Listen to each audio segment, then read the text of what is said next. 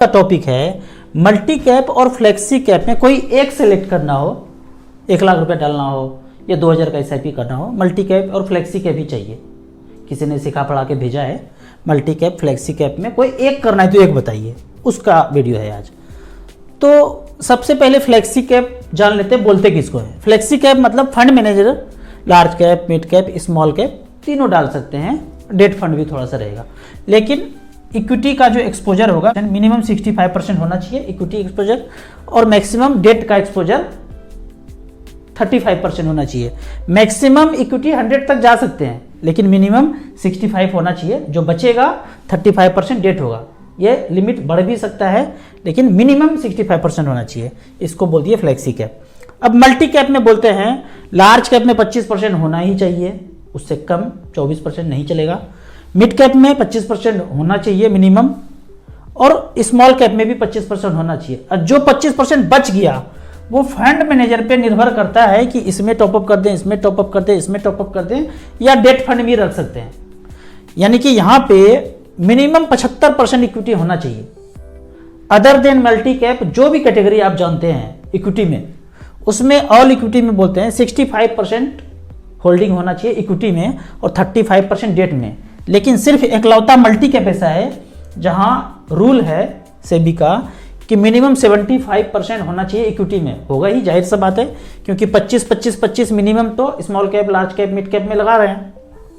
तो 75% हो गया। बच जो गया 25%, या तो उसमें डेट खरीद लो, फंड मैनेजर पे छूट छोड़ दिया, या फिर large cap, mid cap, small cap, जहां समझ में आए वहां करो। मेरा मानना है कि वो ज़्यादातर स्मॉल कैप में ही 25% टॉपअप करेंगे। अब एज पर डाटा देखते हैं क्या होता है। डाटा ऐसे लिया है, फ्लेक्सी कैप का ये रो है, मल्टी कैप का ये रो है। 3 साल, 5 साल, 10 साल, 15 साल में क्या क्या खेल हुआ है वो हम खेल देखते हैं। यहाँ पे पहला सिलेक्शन है 3 इयर्स फ्लेक्सी कैप में, तो इसका एवरेज देख लेते हैं। एवरेज रिटर्न कितना है यहाँ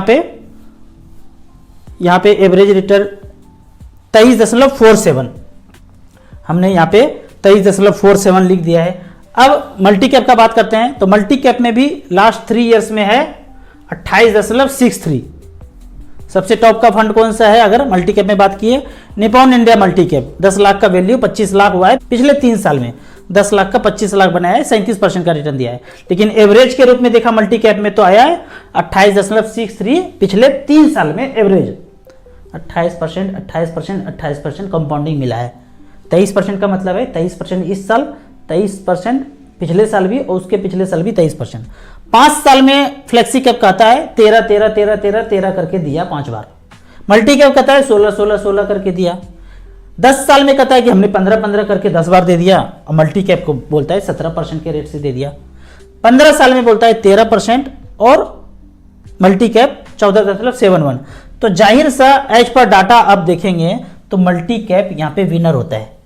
as per data winner multi cap है, उसमें रिटर्न आपको ज्यादा दिख रहा है। ये तो बात हो गया मल्टी कैप और फ्लेक्सी कैप में कोई एक चुनना है तो। और पहले से जो स्मॉल कैप चलता आ रहा है वो जिंदाबाद था, जिंदाबाद है, जिंदाबाद रहेगा। अब एक लाइव पोर्टफोलियो देख लेते हैं मेरा खुद का, कि हमने भी पैसा झोंका है मल्टी कैप फ्लेक्सी कैप में। तो एक मल्टी कैप कौन सा है मेरा? HDFC flexi cap. पहले बात करते हैं। यहाँ पे 1,02,000 जमा किया था। कब किया था उसके अंदर घुसेंगे तब पता चलेगा। 4,23,000 दिख रहा है, 15.7% का रिटर्न है। ये तो हो गया फ्लेक्सी कैप। अब मल्टी कैप भी एक लेके रखा हूं, Nippon multi cap. Nippon multi cap में 2 लाख रुपए डाला था, और आज पैसा है 8,33,000। इसमें रिटर्न कितना दिख रहा है? 16.4। वहां से थोड़ा सा ज्यादा है। यानी कि मेरे लाइव पोर्टफोलियो में भी मल्टी कैप विनर बन रहा है। तो इस तरह से करके आप एज पर डाटा भी दे सकते हैं। मेरा लाइव पोर्टफोलियो भी था मल्टी कैप, यहाँ पे ज़्यादा अच्छा रिटर्न थोड़ा सा दिख रहा है। अब कुछ कमेंट्स का बात करते हैं। कमेंट्स में बोलते हैं कि राजू जी अगर क्या कोई SIP चल रहा है तो उसी को SWP में कन्वर्ट कर सकते हैं? बिल्कुल कर सकते हैं। SIP मतलब आपकी जेब से पैसा जा रहा है, सिस्टमेटिक इन्वेस्टमेंट प्लान, उसी को SWP में कन्वर्ट कर सकते हैं। यदि आप मान लीजिए कि 1,000 रुपये पर मंथ आज कर रहे हैं, तो उसी को SWP में 5,000, 10,000 बाद में जितना एसेट होता है उस हिसाब से कर सकते हैं। मान लेते हैं कि आपने 15,000 का SIP किया, ये SIP टूल्स में गए, 15,000 का SIP किया आज, और 15 साल के बाद 1 करोड़ रुपया अचीव हो गया।